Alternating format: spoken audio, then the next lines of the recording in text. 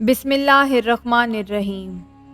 خواتین و حضرات، انفو ود ربیہ میں خوش آمدید۔ ناظرین اکرام، حضرت صالح علیہ السلام قوم سمود کی طرف نبی بنا کر بھیجے گئے۔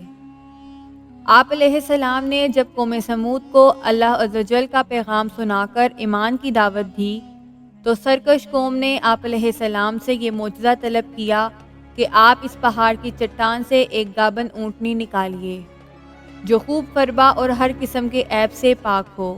چنانچہ آپ علیہ السلام نے چٹان کی طرف اشارہ فرمایا تو وہ فوراً ہی پھٹ گئی اور اس میں سے ایک نہایت خوبصورت، تندرست اور خوب بلند قامت اونٹنی نکل پڑی جو گابن تھی، اور نکل کر اس نے ایک بچہ بھی جنا، اور یہ اپنے بچے کے ساتھ میدانوں میں چرتی پھرتی رہتی اور اس پوری بستی کو دودھ دیا کرتی۔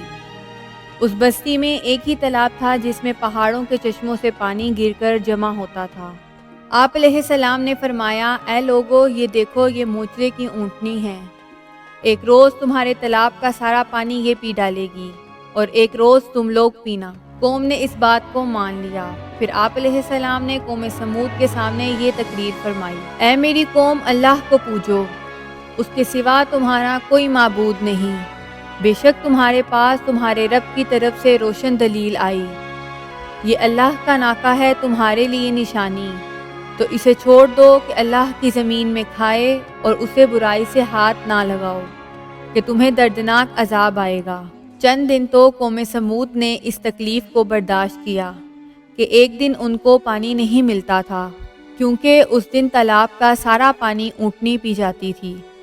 اس لیے لوگوں نے طے کر لیا تھا کہ اس اونٹنی کو قتل کر ڈالیں گے۔ اس قوم میں قدار بن سالف، جو سرخ رنگ کا، بھوری آنکھوں والا اور پستہ قد آدمی تھا، اور ایک بدکار عورت کا لڑکا تھا، ساری قوم کے حکم سے اس اونٹنی کو قتل کر دینے کے لیے تیار ہو گیا۔ حضرت صالح علیہ السلام منع کرتے رہے، لیکن قدار بن سالف نے پہلے تو اونٹنی کے چاروں پاؤں کو کاٹ ڈالا، پھر اس کو ذبح کر دیا، اور انتہائی سرکشی کے ساتھ حضرت صالح علیہ السلام سے بے ادبانہ گفتگو کرنے لگا۔ چنانچہ ارشاد باری تعالیٰ ہے، پس ناکہ کی کوچیں کاٹ دیں اور اپنے رب کے حکم سے سرکشی کی، اور بولے، اے صالح، ہم پر لے آؤ جس کا تم وعدہ دے رہے ہو، اگر تم رسول ہو۔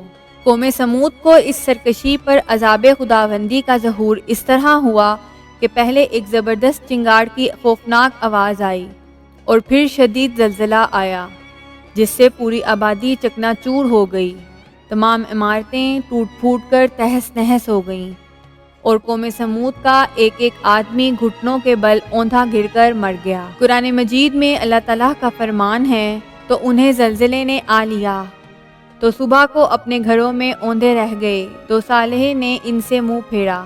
حضرت صالح علیہ السلام نے جب دیکھا کہ پوری بستی زلزلوں کے جھٹکوں سے تباہ و برباد ہو کر اینٹ پتھروں کا ڈھیر بن گئی اور پوری قوم ہلاک ہو گئی، تو آپ کو بڑا صدمہ ہوا، اور آپ کو قوم سمود اور ان کی بستی کے ویرانوں سے اس قدر نفرت ہو گئی کہ آپ نے ان لوگوں کی طرف سے منہ پھیر لیا اور اس بستی کو چھوڑ کر دوسری جگہ تشریف لے گئے، اور چلتے وقت مردہ لاشوں سے یہ فرما کر روانہ ہو گئے کہ اے میری قوم، بے شک میں نے تمہیں اپنے رب کی رسالت پہنچا دی اور تمہارا بھلا چاہا، مگر تم خیر خواہوں کے غرضی یعنی پسند کرنے والے ہی نہیں۔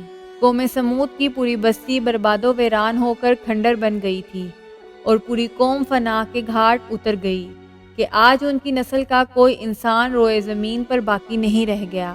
ناظرین، اللہ تعالیٰ اپنے محبوبوں کی ہر چیز کو اپنا محبوب بنا لیتا ہے، لہٰذا ہمیں اس واقعے سے یہ سبق ملتا ہے کہ جب ایک نبی کی ایک اونٹنی کو قتل کر دینے والی قوم عذاب الہی کی تباہ کاریوں سے اس طرح فنا ہو گئی کہ ان کی نسل کا کوئی انسان بھی روئے زمین پر باقی نہ رہ گیا، لہٰذا اللہ عز و جل کے محبوبوں کی آل و ازواج ہوں یا اصحاب و احباب ہوں یا اولیاء اکرام ہوں، ان میں سے کسی کی بھی توہین اور بے ادبی سے اللہ تعالیٰ کا قہر و غضب ضرور کسی نہ کسی عذاب کی صورت میں ظاہر ہوتا ہے۔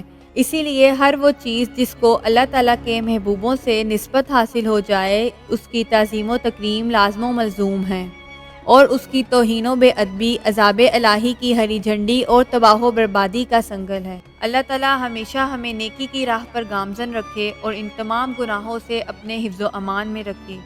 اسی دعا کے ساتھ ناظرین آج کی اس ویڈیو کا اختتام ہوتا ہے۔ ایک نئی ویڈیو کے ساتھ دوبارہ حاضر ہوں گے۔ اللہ تعالیٰ آپ کا حامی و ناصر ہو۔